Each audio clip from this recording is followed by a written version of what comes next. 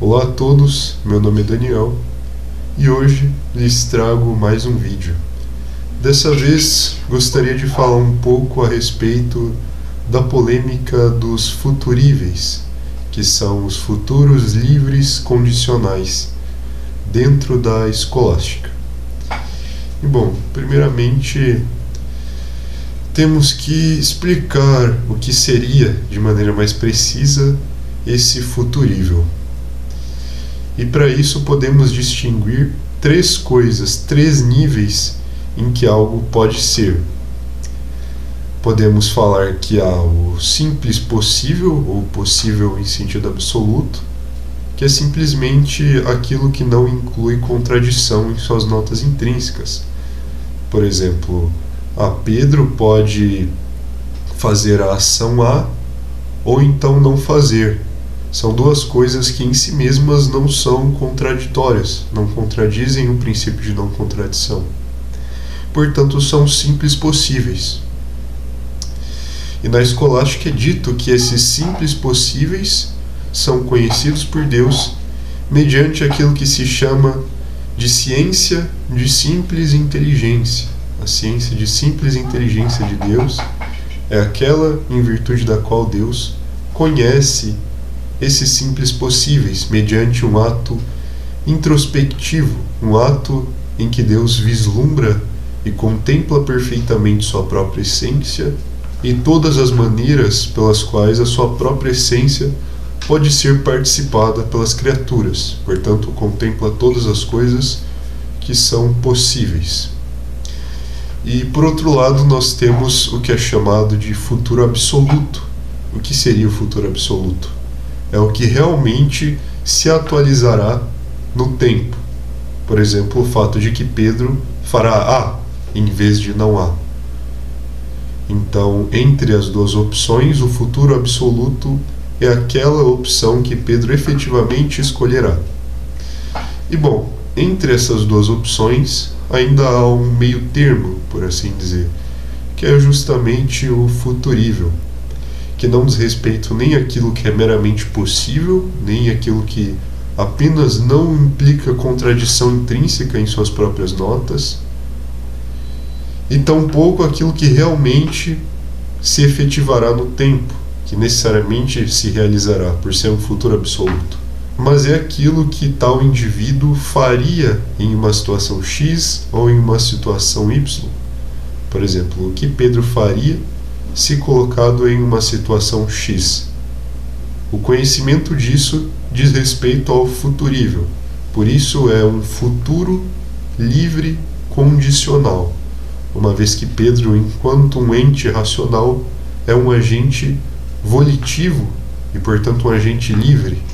Então, da liberdade de Pedro decorre o futurível, decorre o futuro que é livre, que é condicional. E bom, sobre esse futurível, muitas polêmicas surgiram na escolástica, pois os tomistas colocaram esse futurível como objeto da ciência divina chamada ciência de visão. Então, para os tomistas, o futurível é alvo da ciência de visão de Deus, assim como os próprios futuros absolutos. Ao passo que outros, como os molinistas, admitiram uma ciência intermediária entre a ciência de visão, que versa sobre os futuros absolutos, e a ciência de simples inteligência, que versa sobre aquilo que é meramente possível, que é justamente a ciência média. Então, para os molinistas, os futuríveis são objeto de uma ciência chamada por eles de média, e Soares a classifica como uma ciência mista, e depois a gente pode falar mais disso. Mas primeiramente vamos falar um pouco de qual seria a posição tomista a respeito disso. E bom, os tomistas vão defender que Deus conhece esses futuríveis mediante decretos pré-determinantes, e não antes de qualquer decreto pré-determinante. E isso se dá por uma razão bastante compreensível da parte deles, que é justamente a admissão e o comprometimento com a universalidade do princípio de que tudo aquilo que se move é movido por outro. O quid movetur ab alio movetur. Então, os tomistas, uma vez que se comprometem com a universalidade desse princípio, necessariamente não podem admitir que uma criatura racional transite do estado de indiferença para um estado de volição atual em sua vontade, sem que esse trânsito seja incoado por um movente prévio em ato. Então, os tomistas não admitem que a criatura racional possa passar de seu ato primeiro, de sua mera capacidade a querer algo, para esse querer atual, sem que antes um ente anterior lhe conceda essa atualidade que o ato segundo manifesta. Então, uma vez que essa concessão do ato segundo não pode ser realizada nem pela própria criatura, que carece atualmente dessa volição, que carece atualmente do ato segundo, uma vez que está em ato primeiro, e nem pelo nada, resta que seja por outro. E esse outro é exatamente Deus. Então, na medida em que Deus realiza essa incoação, esse início, dando a atualidade do ato segundo à criatura, ela pode assim obrar, sair de sua indiferença, a sua indiferença que constitui meramente o ato primeiro. Então, através dessa incoação de Deus, a criatura pode assim querer alguma coisa. Então, para os tomistas, é mediante um decreto pré-determinante de Deus, um decreto prévio a qualquer determinação própria da criatura, que a criatura conhece, que a criatura quer, que a criatura age. E essa incoação prévia, realizada por parte de Deus, é chamada pelos tomistas de pré-moção física. Então, para os tomistas, seria impossível que uma criatura passasse a desejar uma coisa sem que fosse antes movida por Deus. Por isso é necessário que Deus a pré-mova, realize essa moção na criatura.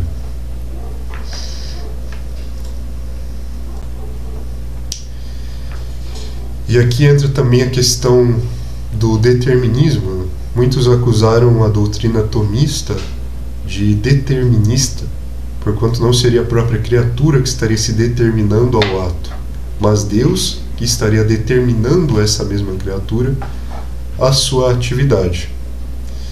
No entanto, a isso respondem os tomistas que o decreto pode ser objetivamente condicionado e subjetivamente absoluto, no sentido de que não necessariamente o decreto que Deus realiza na criatura, ele quita qualquer contingência por parte das criaturas mesmas.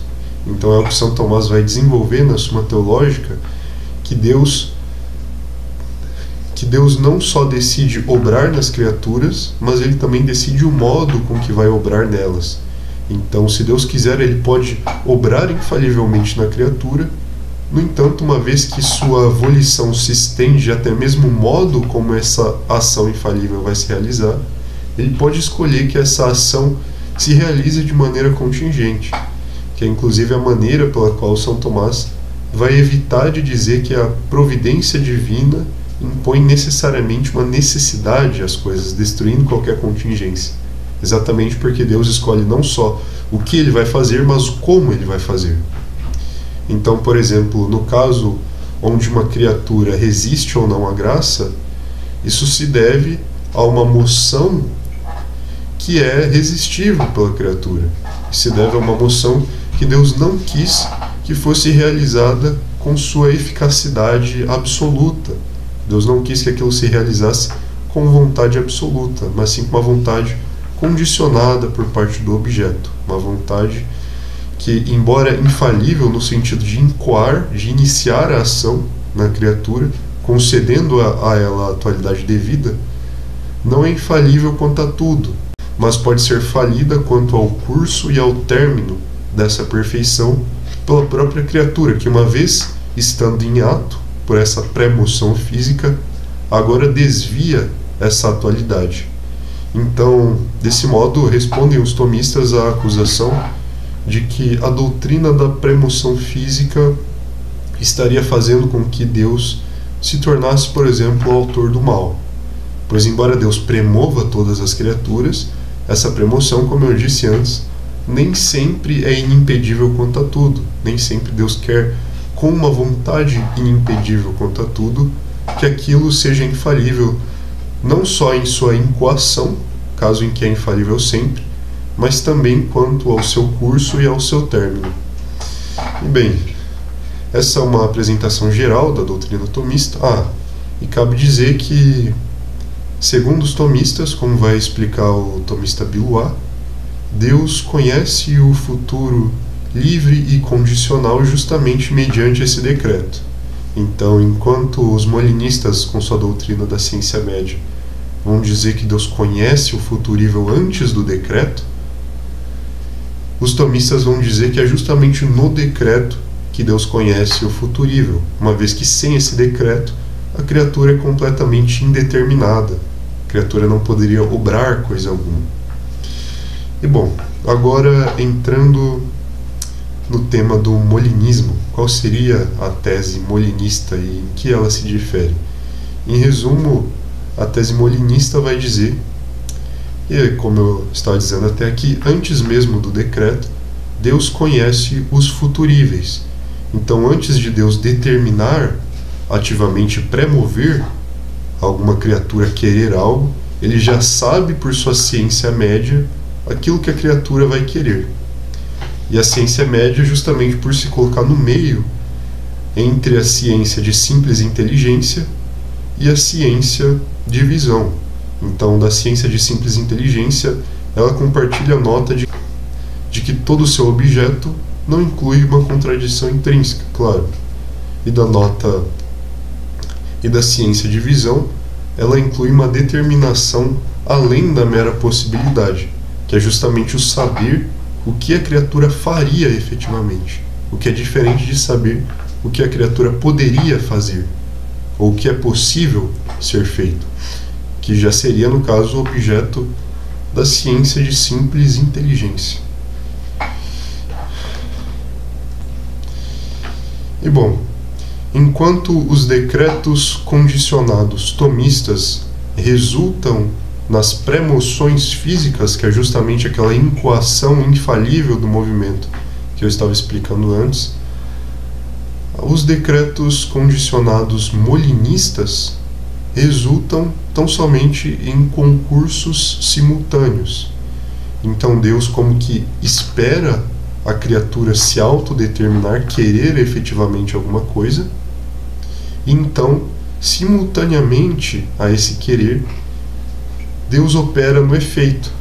Então, enquanto que no tomismo, na doutrina da premoção física, a operação se dá no sujeito e, consequentemente, no efeito, que os tomistas não vão negar um concurso simultâneo, mas vão falar que ele por si é insuficiente sem a premoção física.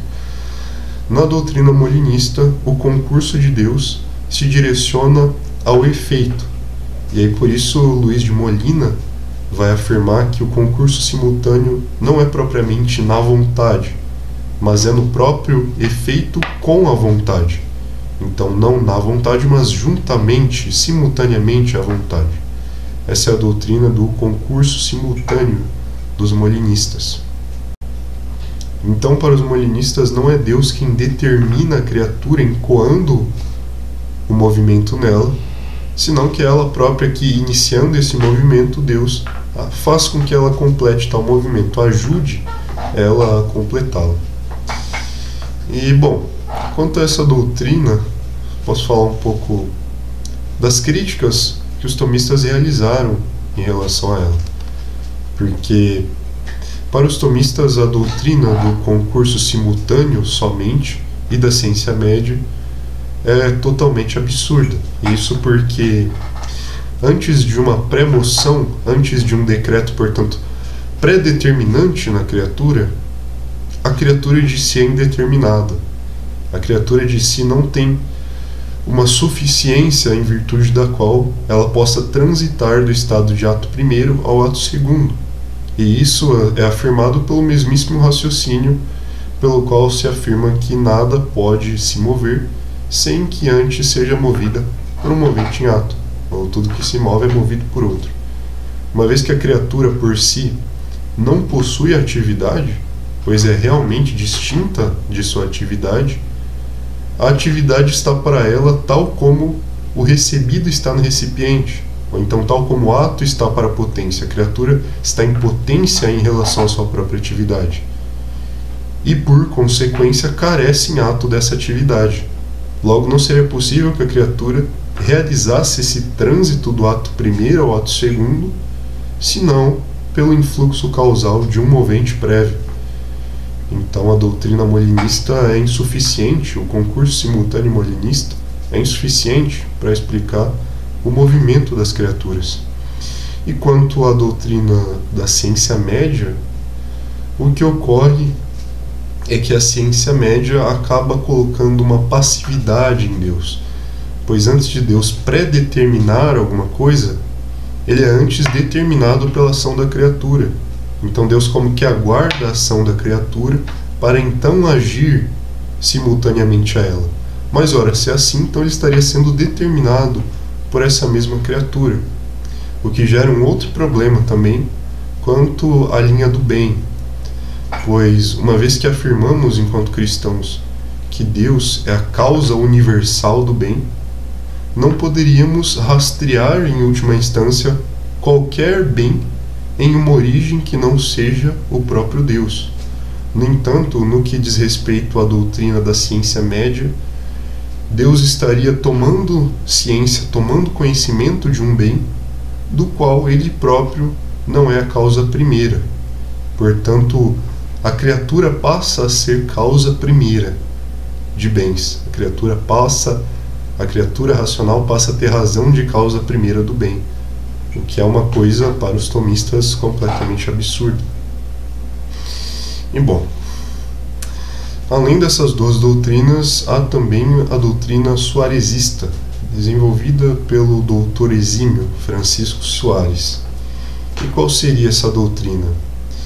Basicamente, Francisco Soares, ele, absorvendo muitas coisas de Molina, ainda assim critica Molina, sobretudo por um determinismo que a doutrina molinista inevitavelmente cairia. Mas eu não vou abordar essa crítica aqui por questão de brevidade. E Soares, então em suma, Soares ele absorve muita coisa de Molina, no entanto também é crítico de Molina e desenvolve sua própria visão. E a visão de Soares se baseia num conceito-chave muito importante na sua teologia e a sua filosofia, que é o conceito de ato virtual. E qual seria a ideia por trás do ato virtual? A ideia é que Soares, para resolver as aporias nas quais os tomistas colocaram os molinistas, ele busca restringir ou limitar a universalidade do princípio de que quid movetur ab alio movetur, o princípio de que tudo que se move é movido por outro. E ele o faz justamente mediante a doutrina do ato virtual. Então, para Soares, além do estado de ato primeiro e do estado de ato segundo, ou seja, do estado meramente em que há a potência para realizar algo, e o estado onde realmente se dá essa realização, realmente a atividade se dá em ato, há uma coisa chamada ato virtual, que é anterior ao ato formal, que é exatamente a atividade, o próprio exercício. Então Soares admitia que as criaturas racionais poderiam transitar da potência ao ato, justamente não em virtude de um ato formal que elas careceriam, mas em virtude desse ato virtual. Então, apesar das criaturas carecerem do ato formal para o qual estão em potência, elas, no entanto, não carecem do ato virtual, o qual possuem. Então, mediante esse ato virtual, as criaturas transitariam ao ato formal. E, portanto, restringe-se a universalidade do princípio de que tudo que se move é movido por outro, uma vez que as criaturas estariam efetivamente movendo a si próprias por esse ato virtual. E, bom, qual seria a resposta tomista a essa questão? Em suma, os tomistas vão apontar que esse ato virtual ele é insuficiente, Soares simplesmente não resolve a questão em uma ótica tomista. Porque, olha, esse ato virtual, ele ainda é menos do que o ato formal. Portanto, esse ato formal, como vai dizer o tomista Garrigou-Lagrange, ele implica um acréscimo de ser em relação ao ato virtual. Então, uma vez que o ato formal representa um acréscimo de ser sobre o ato virtual, como poderia esse acréscimo de ser explicado meramente pela presença do próprio ato virtual, que carece desse ser? Ora, o mesmo raciocínio, portanto, teria de ser aplicado. Ou esse acréscimo de ser viria do nada, que é absurdo, ou viria da própria criatura, o que é absurdo também, uma vez que a própria criatura carece desse acréscimo de ser, ou então viria a partir de um movente prévio. E olha, se esta última opção, cai por terra a utilidade do ato virtual, porque esse ato virtual seria ainda assim um ato carente de atividade, por mais próximo que ele estivesse em relação à atividade. Então, a resposta do Garrigou-Lagrange a essa doutrina é basicamente dizer que Soares nada mais fez do que deslocar uma casa para frente, enquanto o ato primeiro é insuficiente ao trânsito para o ato segundo, o ato virtual também o é, ainda que esteja mais próximo da operação, porquanto a operação ainda representa um acréscimo de ser em relação ao ato virtual.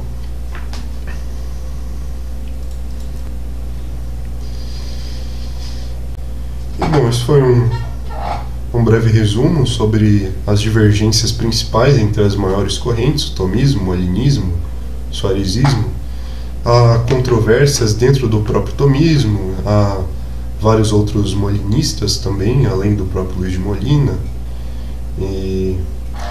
Mas o que eu queria aqui é meramente dar uma visão inicial a respeito dessa polêmica e falar um pouquinho, sobretudo dentro da perspectiva tomista em relação a essas outras visões.